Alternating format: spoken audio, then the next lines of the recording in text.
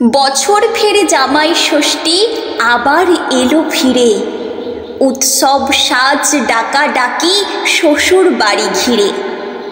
শাশুড়ি মাতা ব্যস্ত খুবই, আসবে জামাই আজ।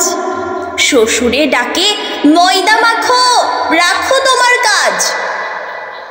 জামাই বাবা এলো বলে অনেক রান্না বাকি, হাতে নাতে না লাগলে সারতে পারবো নাকি।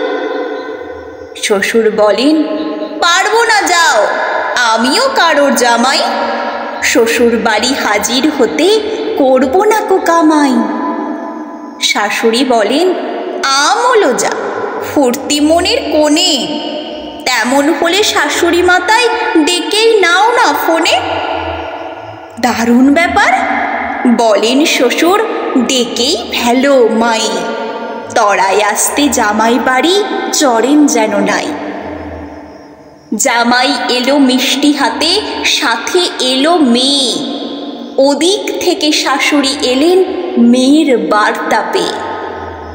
বয়স গেছে, মেজাজখানা মোটেই হয়নি কাবু। পাশাপাশি দই পিঁড়িতে জামাই শ্বশুর বাবু।